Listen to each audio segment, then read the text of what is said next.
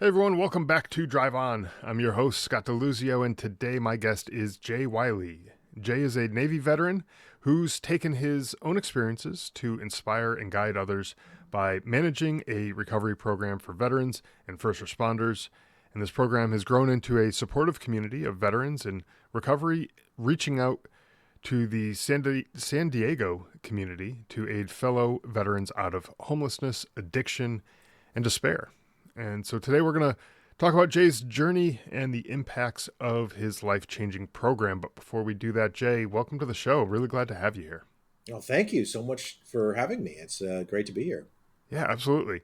So tell us a little bit about your experience in the Navy and your own journey to kind of recovery and how it shaped and motivated you to create this recovery program for veterans and first responders.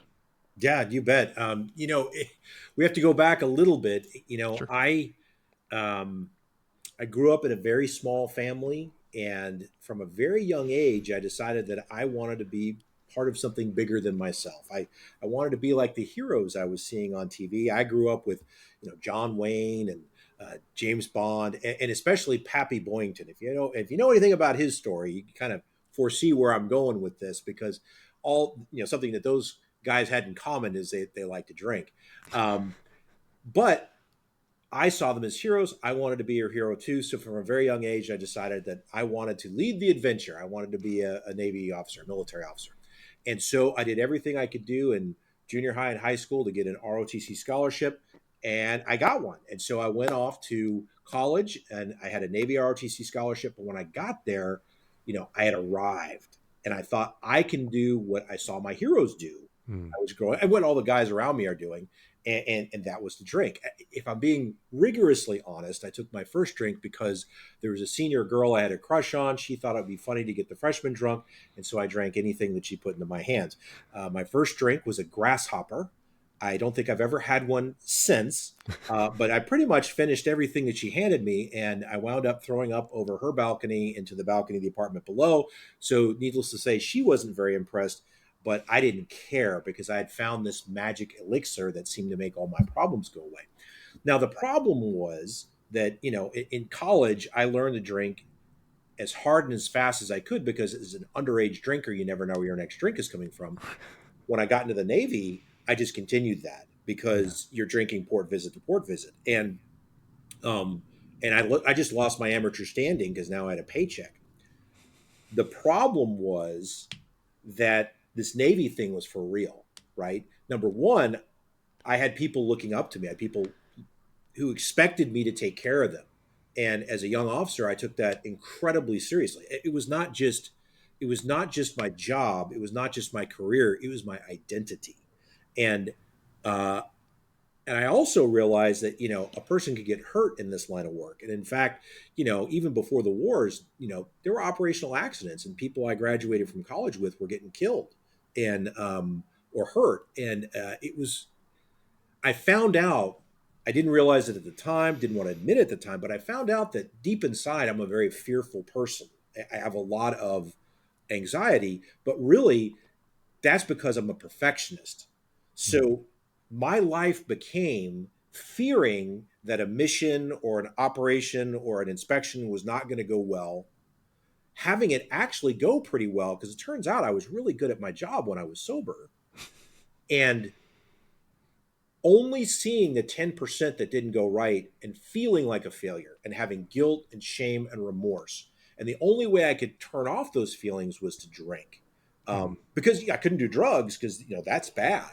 We know that's bad in the military, right? But drinking, oh, that's fine.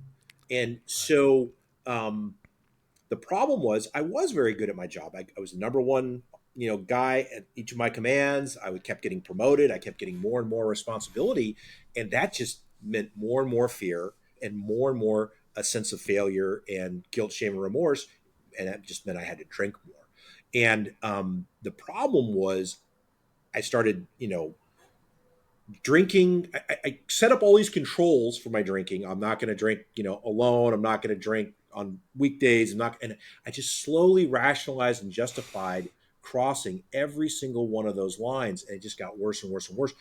And I started becoming a blackout drinker, And I said all these near misses where I almost got into trouble so many times. Almost got into a fight with a senior chief when I was an XO on a ship at a club in Mayport. All these things, and everybody covered for me because they liked me and I was good at my job. And so, I'd be walking on the ship, and guy would come up to me and say, "Hey, sir, you were really hilarious last night. Ha ha ha." I had no idea what that guy was talking about, Right. and it terrified me. And I said, okay, something's wrong. I need to do something. And so I decided I just wasn't going to drink in public anymore. And so I'd go on port visits, and I would essentially lock myself in a hotel room with as many bottles as I could carry. It was like the Wolf Man before a full moon.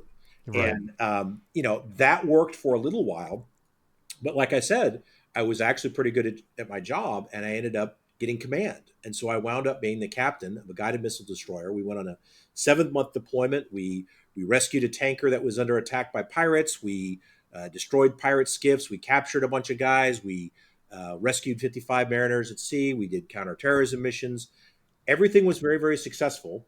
And everybody came home alive. And if they checked on board the ship with 10 fingers and 10 toes, they got home with 10 fingers and 10 toes. I'm very proud of that. And not everybody in my squadron can say that, unfortunately. And not that it was their fault. It's just, it's the nature Right. of war. But my point is that I was very good when I was sober. The problem was when my crew found out that I liked to drink, I never had an empty hand. I let my guard Mm. down. I made every mistake you could possibly mistake. And I got myself in so much trouble. I broke every rule in the captain book on liberty, not tactically, not operationally, but behaviorally. And I wound up getting relieved of command and court-martialed and asked to leave the Navy, rather abruptly. But as painful as it was at the time, that was the best thing that ever happened to me, because that's what it took to get me sober. And so I was able to raise my hand and say, I need some help. I went to the Navy's 28-day outpatient treatment program. It's called SARP, Substance Abuse Rehabilitation Program. They introduced me to the 12-step community, and I've been sober ever since. That's been over 13 years of sobriety. And when I first got home from the Navy, I tried to do some stuff in the defense industry. It was very unfulfilling. It was also very difficult because of the notoriety, the publicity of my fall, and the nature of my discharge, and all that other stuff. And so I just felt like I was banging my head up against a wall. And I said, well, what else can I do? And I was really enjoying what I was doing in recovery, just in my own sobriety. And I said, maybe I can turn this into a mission, a new identity, a new purpose. And that's exactly what's happened. And so I connected with the folks here at Confidential Recovery. We connected with the VA. We got into network with the VA's community care network, and we work closely with the VA's alcohol drug treatment program.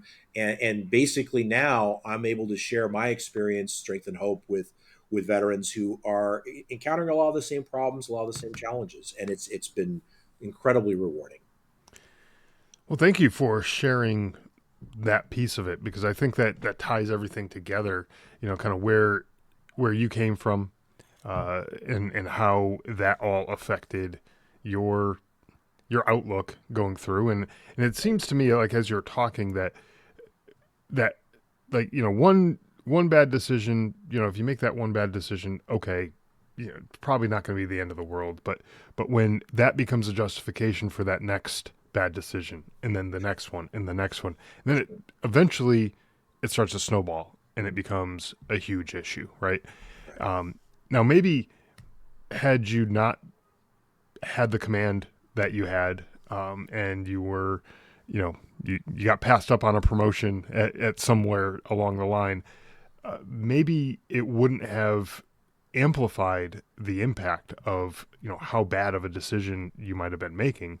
And who knows, maybe that moment where you said, hey, I need to figure something out because this is definitely not right, maybe that moment wouldn't have happened, right? And so, to your point, that was kind of probably one of the best things that could have happened to you. Unfortunately, Right. it was good and bad, but now you're out there and you're doing the work to help other people who have similar problems and are struggling, and For sure.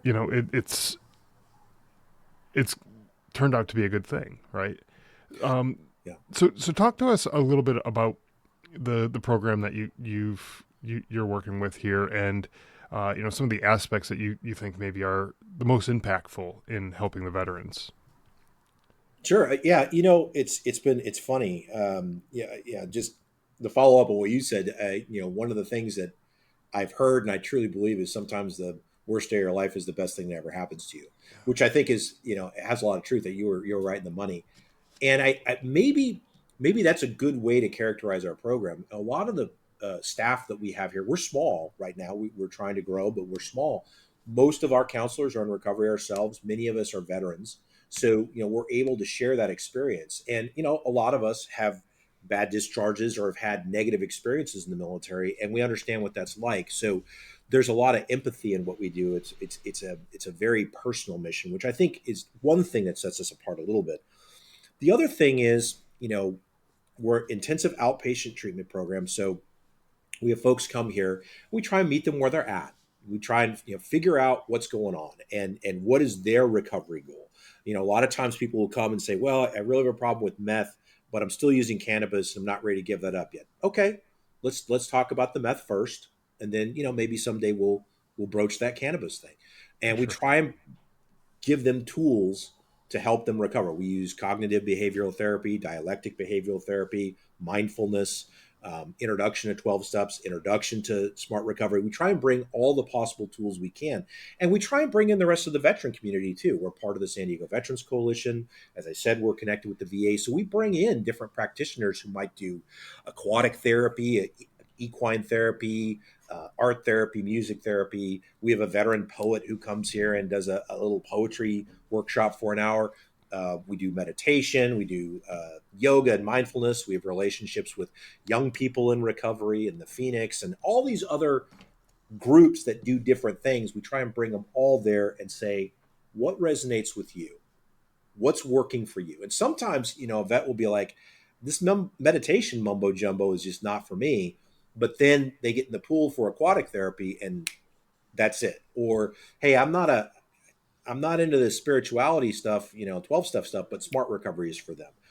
Sometimes if we can just encourage them to not have contempt before investigation and get them to put their toe in the water a little bit, they find out it's actually better than they think and not so Yeah. scary. And the big thing is we do it as a group, right?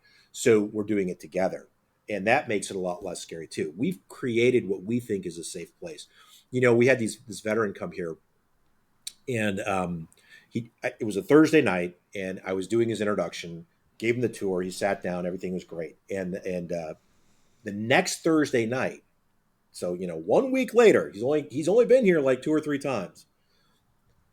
I'm bringing a new veteran, and when it comes to his turn to introduce himself, he says, "This place has changed my life," and I'm looking at this cat like, "How is that possible? You've been here like 3 times," and he said, "Before I was here, I was alone." And I'm not alone anymore.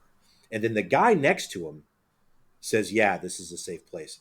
And both of those dudes were Marine officers in their past life. I mean, so you know that really resonated with me. That was an indication we're doing something right. The other indication we were doing something right is at the end of our program, I can't get people to leave.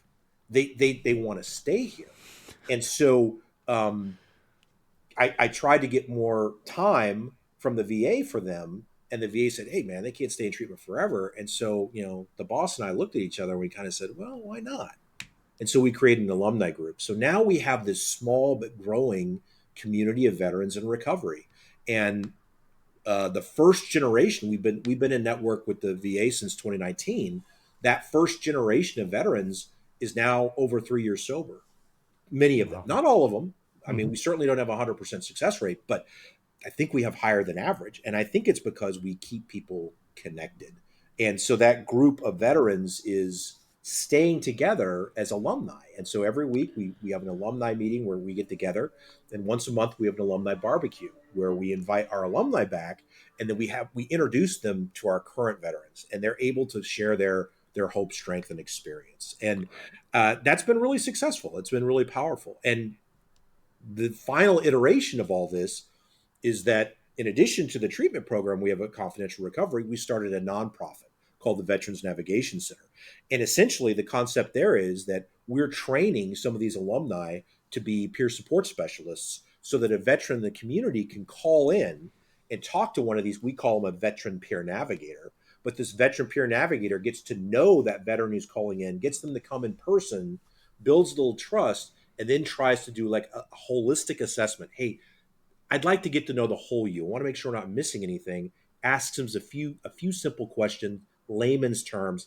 Do you have food? Do you have a place to live? Do you have a job? Do you want a better job? Do you think maybe you have a problem with drugs and alcohol? Are you thinking of maybe hurting someone or yourself? And if they say yes to anything, we say, "Hey, I noticed you had a concern with X. Can we help you with X? Yeah, you called me about Y, but can we look at this problem too?" And a lot of times we get down to root causes. We get down to a lot of guys will call us, "Hey, I want to get my discharge upgraded," and we'll say, "Okay, do you mind if I ask why you got that bad discharge?" "Well, I really like meth." Maybe we can help you with that, because that seems like that problem is going to keep going, right? So, and then that veteran peer navigator now becomes a shipmate, a battle buddy, wingman, whatever you want to call it, accountability partner, sponsor, and stays engaged with that veteran to help encourage them to stay on the path.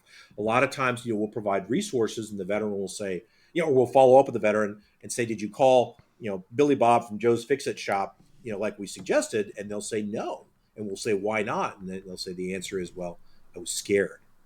And it's like, yeah, totally, I get that. Come on in, we'll call them together, right? You have to dial the numbers. It's really important. You got to participate in your own recovery. But I'm going to be sitting here right next to you. And if you hear something you don't hear, I'm going to catch you.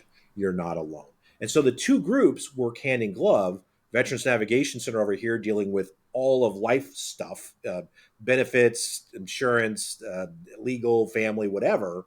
So if someone comes to confidential recovery and does other stuff, we can push them over to Veterans Navigation Center. If someone comes to Veterans Navigation Center for other stuff and they have a substance use issue, we can get them through the VA back over to confidential recovery. And the two groups, they just sustain each other. And the alumni from confidential recovery have a career path to become a peer support specialist through Veterans Navigation Center. So it's not fully baked yet. I'll be the first to admit we're just trying it out, but we're just trying to build something, build a little bit better model so that we're not missing anything and that we're supporting veterans in any way we can. Yeah, and I like the approach where you're looking at the big picture, right? Because I don't know too many people, and maybe I'm wrong on this, but I don't know too many people when they're young, they're thinking to themselves, "Hey, you know what? I want to be addicted to fill in the blank when I grow up." That's not the the typical kindergarten whatever mindset. It's I want to be a policeman, I want to be a firefighter, I want to be a whatever, I want to be something, right? But addicted is not that thing that people want, right? And so there a lot of times the substance abuse that goes on, whether it's drugs, alcohol, whatever, is like what you were saying. It was kind of like masking over some underlying issue. And if you can tackle that underlying issue, well, then the desire, the need for the substance that they're going after may be reduced as well. It may not be. I don't know. Everybody is going to be a little bit different, but that may help to be like, hey, well, I don't have to cover up this feelings of insecurity or whatever with all the alcohol and be blackout drunk. I'm doing okay with on that side of things. But then also having the group of the alumni, the people who've gone through the program and they've been sober for several years now. I know, like, just going into high school when you're a freshman, and give that example that you were talking about, where it's like, okay, well, you had that senior, you were the freshman. It's like, well, shoot, I want to be like that, and Right. I want to be like that senior, and I'll do anything to be like that senior. Okay, well, let's take a maybe a more positive role model Right. and put that in front of you and say, hey, look, these people, they were in your shoes just a few years ago, but now they've kind of gotten through that hurdle, and now look what they're doing, and they're doing things successfully. They have a job, they have a things are going well, and now that gives like that little bit of motivation to be like, well, shoot, I want to be like Sure. that, you know? And so I like that approach. That I think that program, or both programs, and how you describe how they work together, I think that is a nice approach to get people through, uh, not just not drinking for Right. 60 days or whatever, and then getting back and drinking again all over again. Getting them on a track where they don't need that in Right. their lives, right? Right. It's funny. There's some folks who, when you remove the underlying problem, um, that really helps manage their substance use, Mm-hmm. because they were using it to medicate. About 15% of the population or more uh, also has the addiction. So you have two Yeah, problems. I'm right. drinking because of how I feel, but once I start drinking, I can't stop. Yeah, So we're trying to give them tools to live on life's terms. Basically, I need to be able to cope with the world around me in a healthy way so that I don't have to turn to the substance, number one. But number two, you're right. Once I've removed the substance from my life, I need to keep it removed because, if I were to go back to it, I would go back to the same negative behaviors, negative cycles. So you really want to address both. If mm-hmm. if I just take away the substance, the person is miserable because they can't cope with life.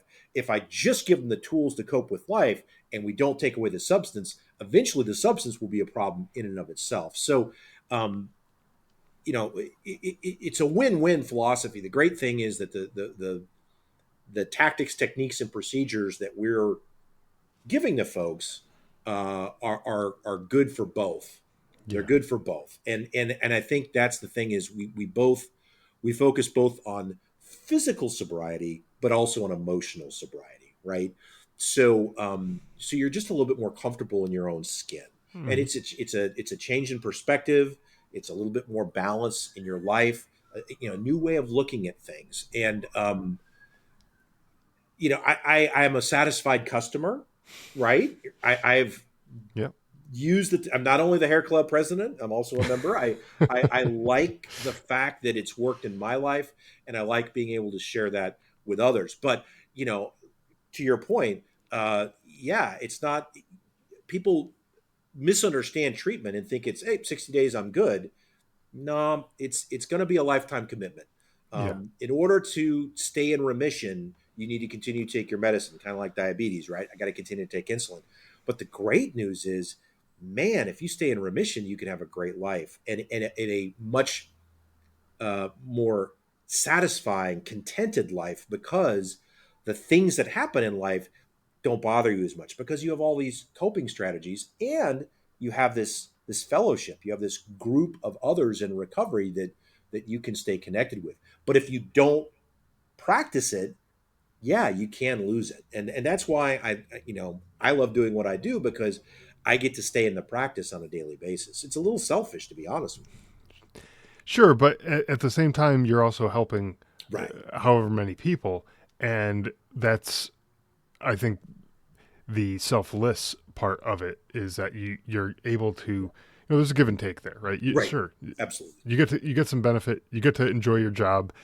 I That's don't I don't think there's anything wrong with that. If right. people only had to work jobs that they hated, we wouldn't get much accomplished. So, Well, the thing they say in the 12 step community is if you sponsor somebody, right, and that sponsee goes out and doesn't stay sober, you can still say, well, I stayed sober. So that's so true. That, so that's kind of what I'm getting at. But you're right. It's a very it's a rewarding career, and it is great to see the success stories for sure. yeah, for sure. Now, the program doesn't just work with addictions, right? It also works with homelessness issues and things like that as well, right? Right. Well, so the the treatment part, confidential recovery, is pretty much focused on substance use disorder and helping people Okay, with that.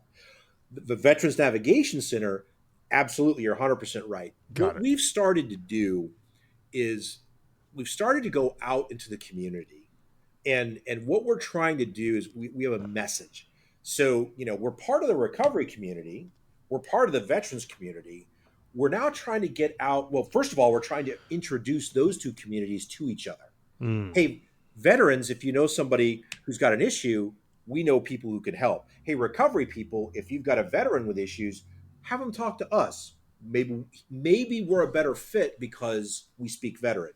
Yeah. Now we're trying to go out into the general community and say, hey, if you encounter someone, let's screen for veteran status. And what I mean by that is don't ask them, are you a veteran? Ask them, have you ever served in the military? Because there's a lot of veterans out there who may not really consider themselves veterans.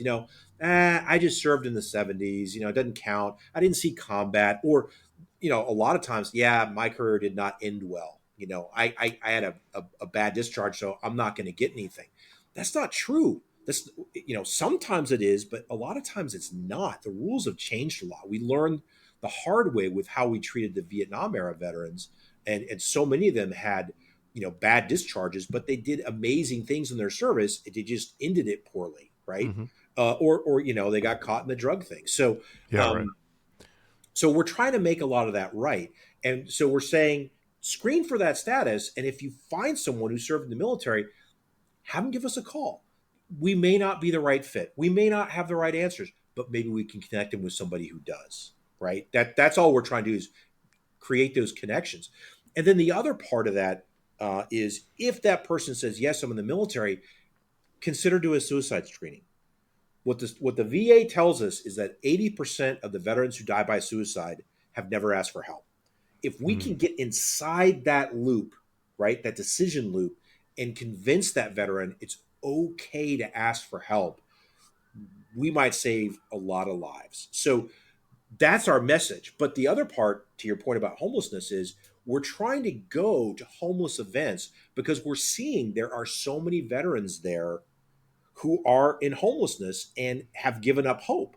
And Hmm. so if we can be there and encourage them to accept the help, right, to consider reconnecting with the VA. And sometimes there's lots of barriers that they've encountered in the past. Maybe we can help them overcome some of those barriers. And but the thing is, we have to go where they are. We can't wait for them to come to us. Right. And the other part is that we have to accept the fact that they may not be willing to accept our help at first.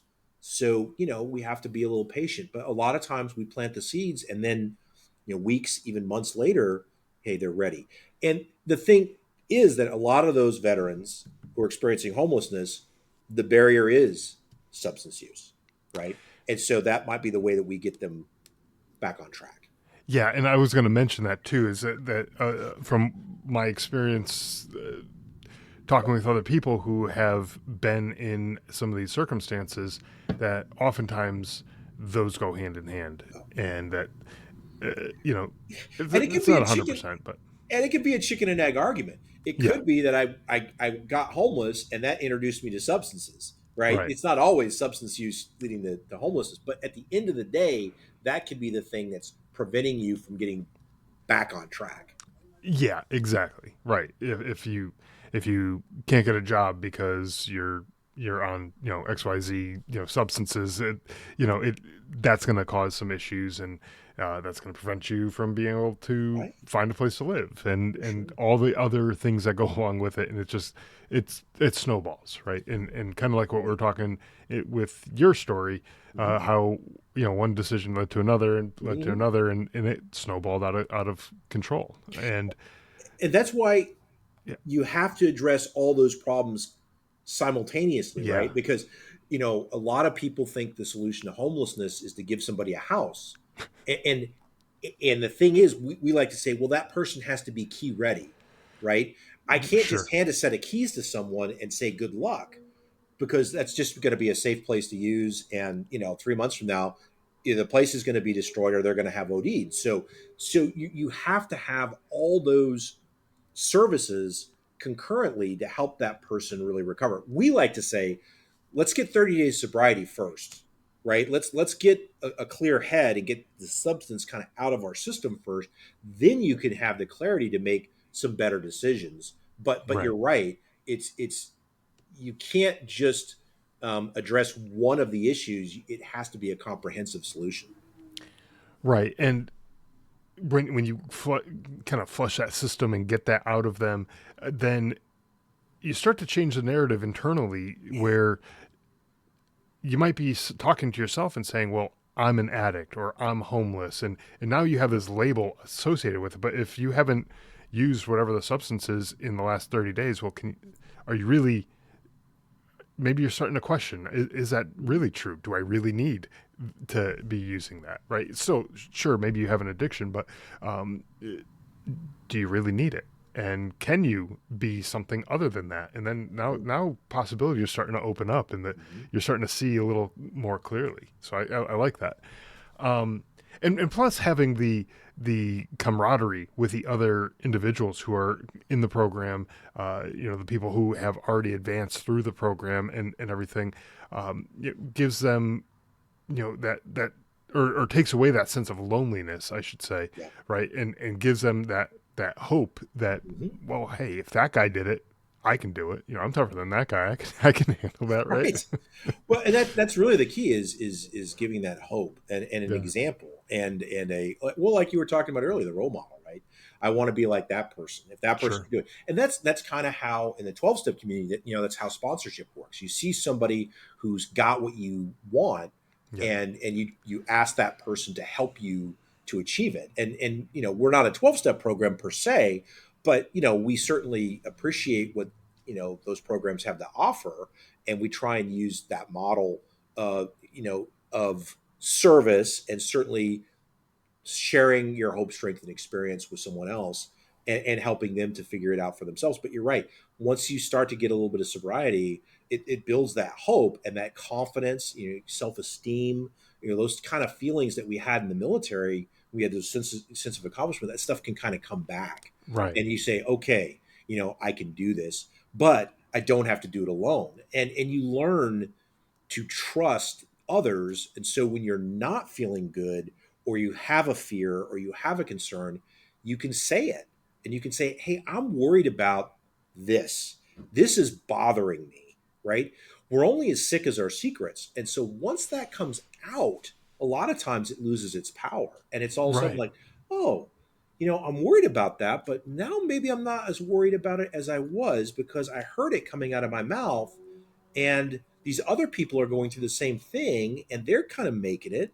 So maybe I can do this. And that's just, I think, a basic communication Sure. skill, right? Where it doesn't matter whether it's a situation like what you're describing, where maybe it's someone dealing with addiction or homelessness, or Right. any number of other issues like that. Guys, take it back to your relationships, like Sure. whether you have a girlfriend or a spouse, or whatever it is that you have, right? Talk to the person. Right. Have a conversation Right. about what's going on, and instead of trying to battle, oh geez, I'm trying to, I don't know if I'll have enough money, to pay the bills this month, and I don't know if I'll have that. Okay, well, talk about it. And Yeah. then as soon as you start talking about it, it's like, oh, okay, well, we can do this, we can do that, and whatever, and we Right. can figure things out, right?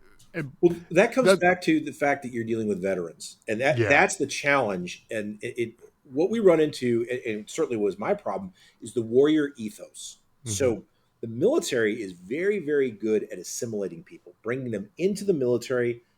You go to basic training, break you down to parade rest, put you back together again in a new form. Now you're yeah, part of a team. You have a purpose, you have an identity, you have a mission, you have standard operating procedures, uniform of the day, plan of the day. You're this new thing, and you're part of that team, and you're taught to be professional, reliable, consistent. You're taught to be dependable, and you're never going to let the team down. You're never going to fail at the mission. And the last thing you ever want to do is let the team down, or have somebody else have to carry you, right? You're going to be the hero. You're going to be the one carrying everybody else. yeah, Then in one day, actually in one instant, all that goes away. Whether you did 2 years or 40 years, you're out. You're no longer part of that team. The mission is complete, right? You no longer have that support network. And now you have to, on your own, figure out what clothes to wear, what mission to accomplish. And but you still have that warrior ethos. And it makes it really, really hard to ask for help. It makes it really, really hard to talk about what's going on with you because you're still in that military mindset. Military does not do a very good job at deprogramming, right? So they say that the three hardest words in the English language are "I need help," and I think that's the part where we're trying to make it okay to ask for help. Yeah, exactly. Um, but think about even a team in the military. You know, you become part of a team. Um, if for whatever reason you're unable to accomplish whatever task has been assigned to you, you got to raise that red flag, because Right. maybe Right. that's that link that holds the whole program together. That's And right. if you're that broken link, then you just let the whole team down, Right. and that's not a place that you want to be in. So you got to raise your hand and say, hey, I That's need right. some help with this. I'm not sure what I'm doing here, or this isn't working the way it's supposed to be working, or I have a problem with X, Y, or Z, whatever it is. And, get some help to figure it Right. out, right? Otherwise, the mission fails. Right. And not only are you letting yourself down, you're letting your whole team down and potentially getting someone injured or killed. And that's not a place you want to be in either. No. So, No. you got to know how to raise your hand even in those circumstances, right? Right. Where you could potentially be letting the team down. But Right. think about it. If you're letting yourself down, if you're not accomplishing your mission in life, in getting sober, getting, back on track, whatever track you need to get back onto, um, there's other people in your life. I don't care who you are. There's Right. there's people in your life who 100%. actually give a damn about you, right? Right. And if you're just throwing it all away, then you're letting those people down too. And Right. I don't mean that in a way to like guilt you into doing one thing or another, but those people are relying on you to show up for them and be there for them in a way that they're expecting, the way that they know about you. And if you're not doing that, then maybe you're letting that team down too. Yeah, and I agree, and and a lot of times, as we were kind of alluding to earlier, if you can include them in the process, Yeah. that becomes huge. And I agree with you. And certainly, when I was in command, I always tried to extol the philosophy you just said about, hey, if there's a problem, raise your hand. Never walk by a problem, right? Yeah. And if the problem is with you, it would be much better for you to say something about it than to keep it quiet and then have an accident. I've just seen a lot of people be afraid to do it. So Yeah. Right. that's the example we try and use. But you're right. If you can change your perspective to say, it's not that these people are depending on me, it's that we are part of a team and I can depend on them too. And if I can share with them in a concrete way what I'm experiencing, what I'm going through, and and what I'm afraid of, and what's hurting, and what help I need, you'd be shocked at how willing they are to help you. Yeah. I can tell you in my own recovery, when I had to have those difficult conversations with people from my past, you know, almost everyone we're so glad that you're getting better. What can we do to help? I didn't have really anybody shut the door. The only people that shut the door on me were people who were acquaintances, who were Hmm. not very good friends, But the people I really cared about and I was close with, not a one of them has walked away that I know of. You They've know, all been here. And so you're right. Use the resources that are available to you. yeah, and one of the things that I try to impress upon my kids is that if they have a friend, or a quote unquote friend that they have, right, and that person is trying to get them to do something that might ultimately get them in trouble, Hmm. right? And it could be stupid kid stuff, Oh, like, sure. just little petty things, right? But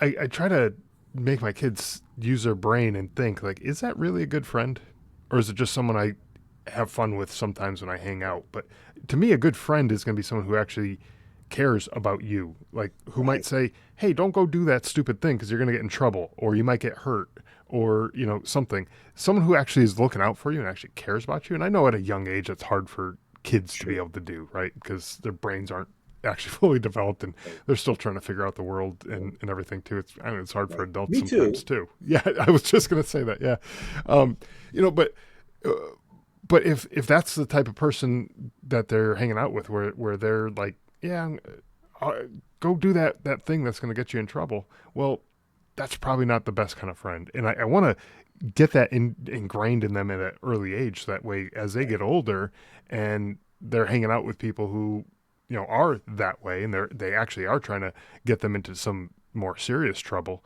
It's like, well, Yeah. then maybe you don't want to hang out with that person. There's Right. probably so even if your circle is small, even if you got like 5 people in your circle, whatever it is, only a handful of people in your circle. Um, and those people all got your back and they're looking out for you. I'd rather have that than 100 people in my circle with a bunch of jerks who want me to, do all sorts of bad things, Right. and just so that they can get a laugh out of it. Right. And and that's one of the things in recovery that can be difficult is that a lot of times, even as an adult, we have to make those same kind of decisions. We have to set, healthy boundaries and decide, who do we want to keep in our circle and who's got to go. And what's really hard is sometimes that can be a partner. Sometimes that could be a Yeah. significant other, and that's a difficult thing, but it's true. And Hmm. you have to make, you're right. We can always use the people in our lives who we really care about, particularly spouses, significant others, children, parents, siblings. We can always use those as a motivator for our recovery. Yeah. But at the end of the day, we have to do it for ourselves. We have That's to right. be committed to it. And really, the only person who can decide whether you're an addict or not is you, right? Hmm. I can show you all the clinical drawings and do all the assessments you want, but until you've decided in your own heart of hearts, we're not going to make a whole lot of progress. But That's right. that's the thing, is that sometimes you have to make those hard decisions and say, this person is not good for me. It's Yeah. not that I have to wish them ill. It's not that they may not be a bad person, but they may just not be a good person for me. So That's you're right. right. We have to make difficult decisions in our recovery. We have to prioritize our recovery. What we like to say in recovery is, you got to put your recovery first. It has to be above everything, because if you don't have that, then all the other stuff falls apart. You can't be that good husband, wife, father, mother, whatever it is that you aspire to be, because the substance is always going to get in the way. And so remove that, and you've got a much better chance of success. Yeah, I had a guy on the show years ago when I first started the show, one of the first guests that I had on the show, and he talked about how his family life growing up was just not that good. Drugs, alcohol, everything Sure. were just commonplace, and so that's how you grow up. You just kind of think, hey, that's normal, right? But it wasn't until he got a little bit older and he realized, hey, I got to get away from this, because if I stay in this environment, I'm gonna continue doing what everybody else is doing, because that's just what everybody Right. else is doing, right? And it's Right. that cycle. So he ended up moving and kind of cut ties with all those people, including family, his parents, and everybody, all the friends that he had and everything like that. And he started a new life. He's a successful business owner now. He's got a family. He's got all these things, but he had to put that first. He had to put himself first in that Hmm. that manner. And I Right. know that sounds selfish. It's like, oh well, what about the family that he left behind and everything? But at some point, you have to realize whether or not that's a good environment, and if that Right. environment and those people in that environment are encouraging you to do those things that are not right, then in his case especially, uh, you know, yeah, he made the best decision for him, and he's living a great life now, and so that's great.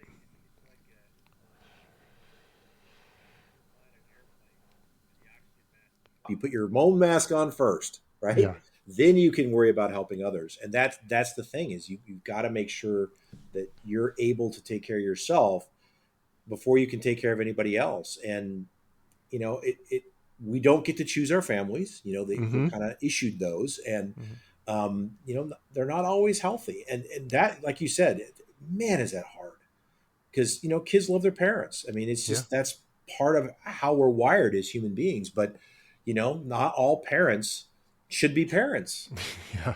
Right.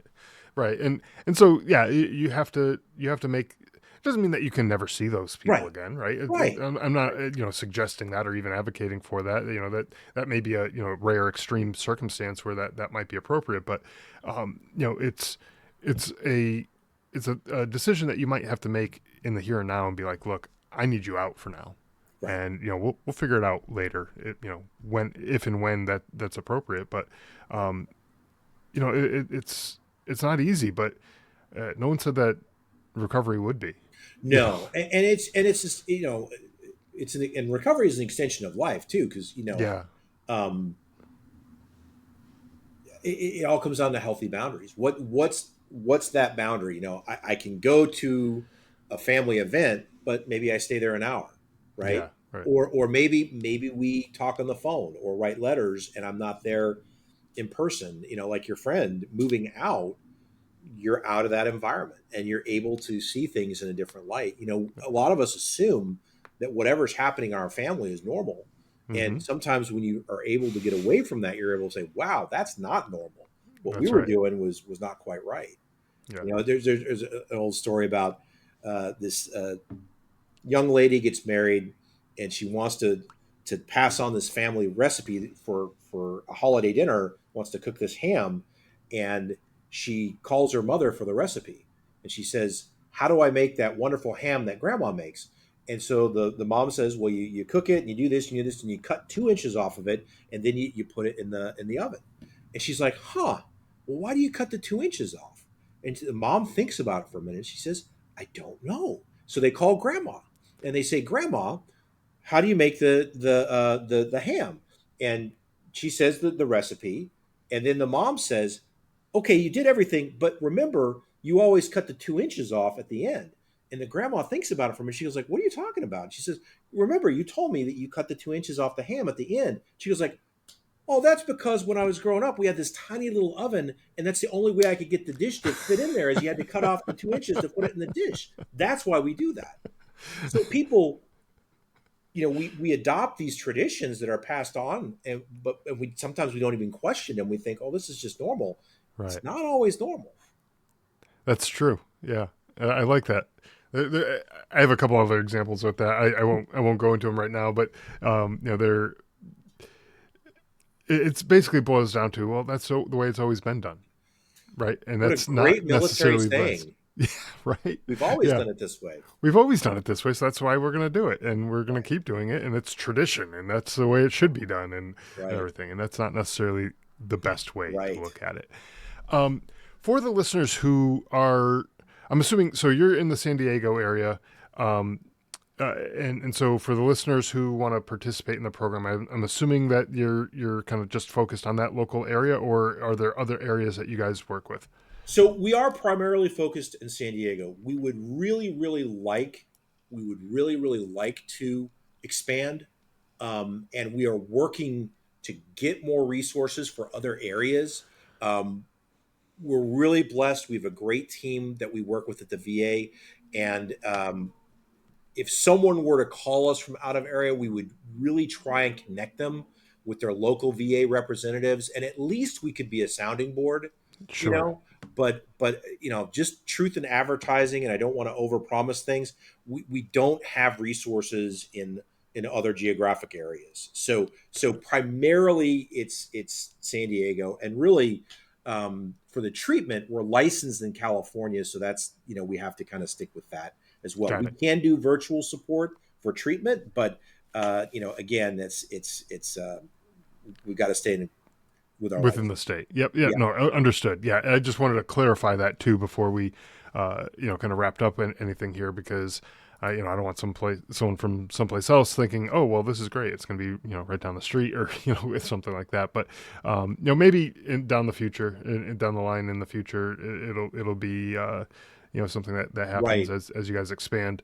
But for the listeners who maybe are in the San Diego area and want to get some help, or even people from other places who may want to make a donation, or things like that, anything that you guys are looking for, where can people go to get more information and find out more about your programs? So the best way would be to visit our websites, and one of them is confidentialrecovery.com. and all that you need to know about how to get involved with us is there. And if you're a veteran and you reach out to us, we can help connect you with the VA to kind of try and streamline that process. Just truth in advertising, we do have some working adults who are not veterans who we help as well. Um, and as you said earlier, we really like first responders. They seem to get really along well with our veterans. But spoiler alert: 30% of them are veterans too. So Sure. it works out. Yeah, right.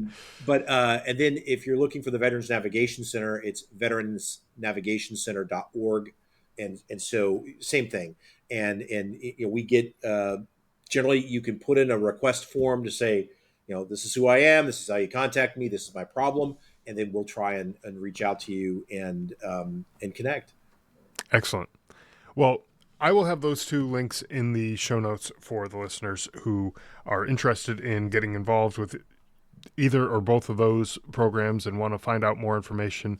Or, importantly, if you know somebody who might need that type of support from either of those programs, look into it for them and kind of be the sounding board for them and go to them and say, hey, look, I know you're struggling with whatever issue, and there's some people out there who can help, and looked into it, here's the information, right? And so that way it's not like you're just sending them a link and say, here, do it yourself, right? You look into it for them a little bit and find out, Right. We maybe have that's a good fit. we have partners that we can tell you a lot about, and Okay. we can answer questions as best we can. If we can't, we'll reach out with you or on your behalf. Now, truth in advertising, we don't have power of attorney. We can't legally represent anybody. We can't sign forms for people. We are not your caretaker. We can't do Right. that type of thing. But we're happy to investigate things. And one of our favorite sayings is, you don't know what you don't know. There's lots of things we don't know. So you may stump us. You may say, have you heard about horses for vets? And we'd be like, no, I haven't. Can you tell me more? And then we can try and vet that resource. Or we can say, well, I don't know horses for vets, but I do know saddles and service. So if what you're Yeah. looking for is equine therapy, I know these guys. I'd be happy to research that other one, or I'd be happy to connect you with these guys. A lot, we actually love that part because it helps us learn and grow too. What we're finding out more than anything else is that nobody has all the answers. And so often in the veteran community, it'll be, I have a problem and I'm researching it like crazy and I'm calling people and I'm just about to give up. And I'm pulling my hair out because I'm like, I know there's got to be a program for this. And I just happen to mention in passing to another veteran, and they're like, "Oh, you got to call Master Sergeant Smith over at Billy Bob's. That's the program." And that's how you find out about it, which is Right. ridiculous.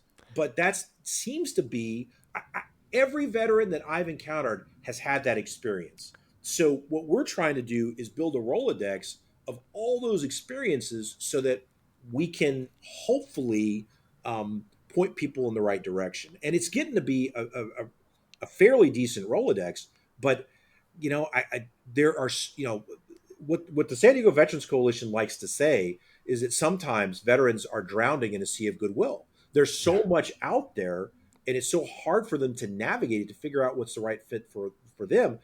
Sometimes you just need a sounding board. You need a partner to help you to do that, and that's Right. that's where we like to come in. We just like to set expectations and say, hey, look, we don't have all the answers. We're just veterans like you, but we'll help you on your journey. We'll try and figure it out together.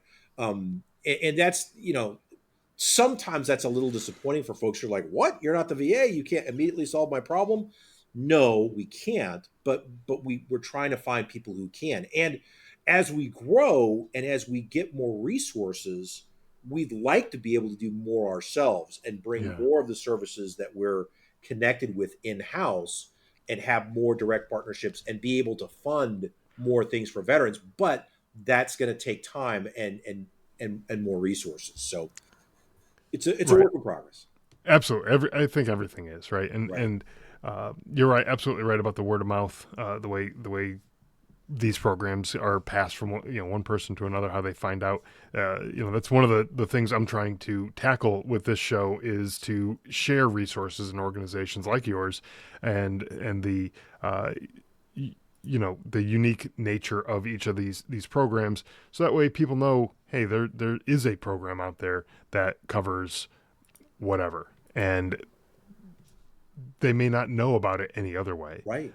Right. Because a lot of times, I mean, you're probably familiar with this. A lot of times there's just not a huge budget for marketing, like a Wounded Warrior Project or something has a huge budget. Right. Right. And Right. other organizations, they don't have that budget for that type of marketing to get the word out there. But That's even if they did, even if all of them did, to your point, they'd be drowning in a sea of goodwill, because there's just so many out there. right. And how do you know what's good from bad? It's that word of mouth. And so, Yeah. with that, I do want to thank you for taking the time to join us today, Sure. sharing, your program, but especially your experiences, because I think that's where, the majority of people are going to get some good information from, is looking at your experience and what you have accomplished and how you've gone through from, where you were to where you are now. And so sharing that, I think, is especially important, and Right. I am very grateful that you've come on the show.